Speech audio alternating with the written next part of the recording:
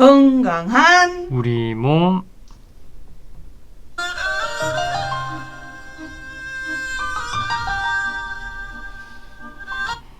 금요일이면 어김없이 왕진을 오시는 남도마실의 허준 원광대 광주 한방병원 김철영 과장님 나와 계십니다. 어서 오세요. 네, 안녕하세요. 예, 선생님은 잠을 푹 주무시는 편이십니까? 네, 저는 잘 자는 편인 것 같습니다. 그래요. 잠이 보약이라고 그러잖아요. 예. 어떻게 잠을 자야 그것이 보약이 될까요? 일단은 제 생각에는 그 잠자리 같은 환경도 중요하지만은 네. 내 몸속 환경도 중요할 것 같거든요. 네. 그래서 잠을 잘 자려면 내 몸도 편안해야 되는데 대표적인 게 이렇게 뭐 과식하고 야식 드시고 주무시면 그 우리 뇌는 자더라도 이 소화기가 계속 일을 해야 되기 때문에 네네. 숙면을 취하기가 힘들거든요. 그래서 뭐 이런 좀 늦은 시간에 이런 뭐 식사하시거나 그다음에 술 드시거나 이런 거를 좀 피하면 숙면을 취할 수 있지 않을까. 이게 이제 그 비법들이 뭐 6시 이후에는 뭘 안 먹는다. 먹는 거에 따라서 잠이 잘 오고 안 오고 하더라. 이런 이야기가 있었습니다. 그래요. 너무 많이 자면 무엇이 안 좋을까요, 그러면? 그게 그래서 일단 근데 그 우리가 사람이 잠을 잘 때는 뭐 혈액순환도 조금 느려지고 그런 게 있거든요. 그래서 근데 뭐 회복적인 면에서 잠이 필요하긴 한데 너무 많이 자면 혈액순환적인 측면에서 혹시나 좀 안 좋은 게 있지 않을까 그런 계속 한쪽으로 눌려 있다거나 이런 것 때문에 또 특히 어르신들은 그러니까 꼭 잠을 떠나서 장기간 누워 계시는 분들이 이제 문제가 생기는 경우가 많아가지고 그리고 또 너무 길게 주무시는 이유를 한번 따져보긴 해야 되거든요. 그러니까 숙면을 못 취하시니까 오히려 길게 주무실 수도 있고 그래가지고 정작 정작 잠을 주무시는 시간은 또 길지 않을 수가 있어가지고 그런 걸 한번 확인해 보시면 좋을 것 같습니다. 진짜 이렇게 숙면 푹 자는 시간은 짧고 계속 피곤하니까 계속 누워있게 되고 이런 과정 왜 그런지 좀 찾아봐라. 저는 젊은 사람들이 잠을 너무 많이 자면 너미 숭보값서 그것이 안 좋은가 안 좋다냐 했는데 그런 또 이유도 찾아봐야 될 것도 같네요. 그래요. 자, 오늘은 대사증후군에 대해서 알려주신다고 했는데 저도 들어는 봤어요. 근데 이게 어떤 정도의 좀 위험이 있는지 뭔지 잘 몰라요. 네, 대사증후군이 그 여러 가지 이런 상태들이 섞여 있는 거라고 보시면 되는데 그래서 이 혈압이라든지 혈당이라든지 그다음에 중성지방 이런 수치들이 약물이 필요할 정도로 높은 그런 수준은 아닌데 정상 범위는 벗어나는 그러면서 이제 비만이고 그래서 이 모든 상태가 한 개인에게 한꺼번에 나타날 때 대사증후군이라고 합니다.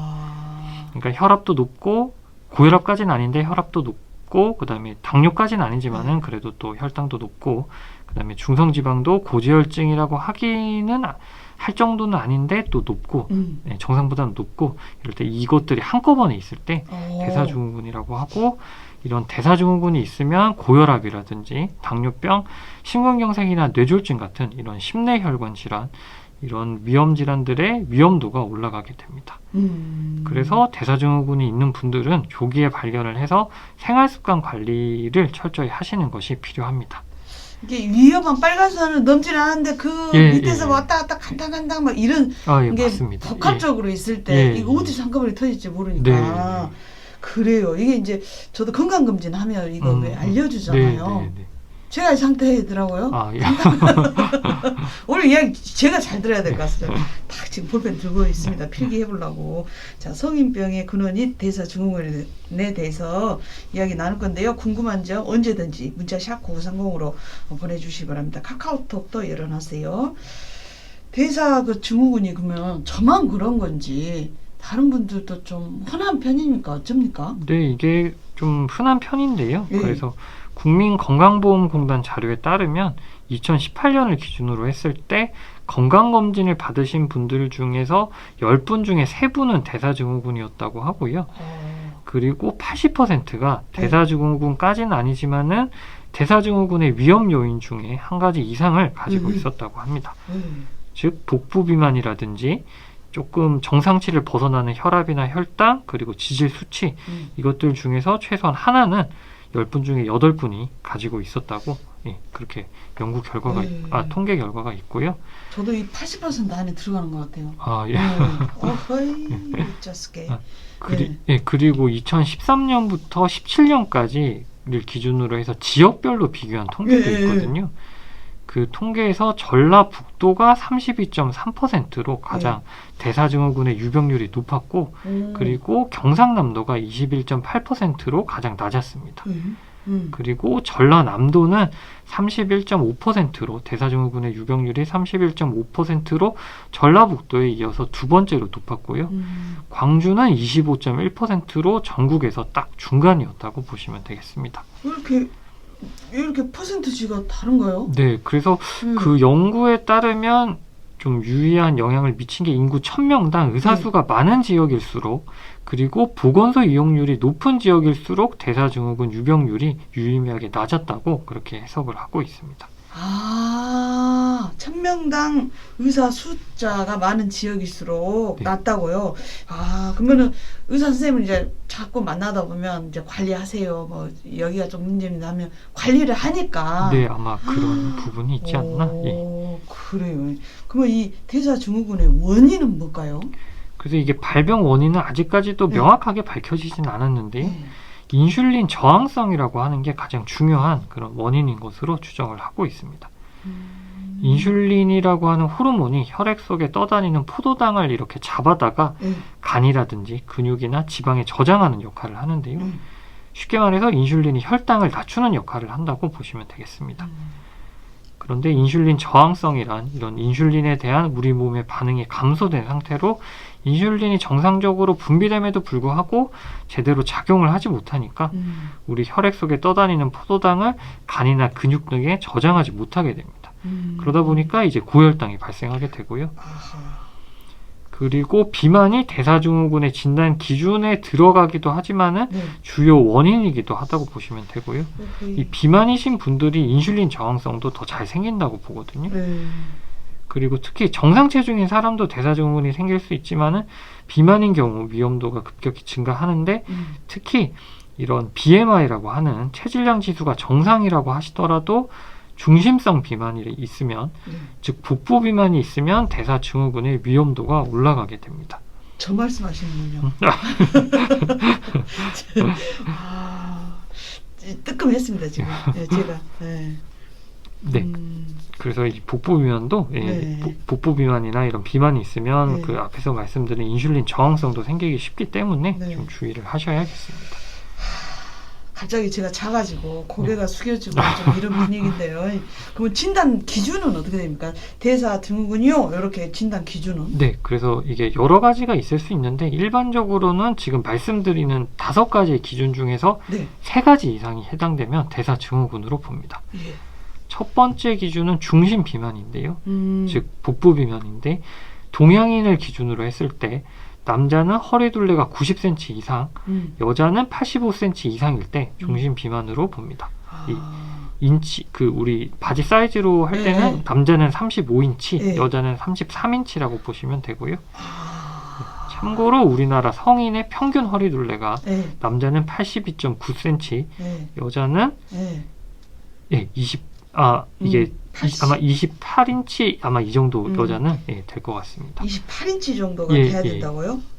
그때가 제가 큰애기 때문에 우와 이게 지금 허리둘레가 중심이 되고만요. 우와 그래요. 두 번째 기준은요? 제가 잘못 말씀드렸는데 여자는 그래서 82.6cm 정도? 82.6cm 정도? 그 정도라고 보시면 될 것 같고 남성하고 큰 차이는 없네요? 여자분들이 아무래도 약간 지방이 조금 더 있어서 그러신 게 아닌가 싶은데 네네네. 그리고 두 번째 기준은 중성지방 수치인데요. 혈액검사상 중성지방이 150 이상이면 고지혈증 약이 필요한 정도라고는 할 수 없지만은 정상보다 높은 수치인데요. 그래서 이게 대사증후군 두 번째 기준에 해당한다고 보시면 되고 세 번째 기준은 고밀도 진단맥 콜레스테롤 수치입니다. 이 콜레스테롤에는 좋은 콜레스테롤과 나쁜 콜레스테롤이 있는데요. 이 고밀도 진단맥 콜레스테롤은 좋은 콜레스테롤입니다. 즉 높을수록 좋은 건데요. 남자의 경우 이 좋은 콜레스테롤이 40 미만일 때, 여자의 경우 50 미만일 때 세 번째 기준에 해당한다고 보고요. 네 번째 기준은 공복 혈당입니다. 즉 아무것도 먹지 않은 공복 상태일 때의 혈당 수치인데요. 이 공복 혈당이 100을 넘어서면 당뇨병까지는 아니더라도 고혈당, 즉 혈당이 높은 상태로 봅니다. 그 참고로 당뇨라고 진단할 정도는 공복 혈당이 126 이상일 때인데요. 그래서 100에서 126 사이라면 당뇨까지는 아닌데 이제 정상보다는 높은 수치라고 보시면 되고, 그리고 마지막 다섯 번째 기준은 혈압입니다. 수축기 혈압이 130 이상 또는 이완기 혈압이 85 이상일 때 해당이 되는데요. 그래서 지금까지 이렇게 말씀드린 중심비만, 중성지방 수치, 그리고 고밀도 지단백 콜레스테롤 수치, 공복 혈당, 그리고 혈압, 이 5가지 기준 중에서 3가지 이상이 해당하면 대사증후군이라고 할 수 있습니다.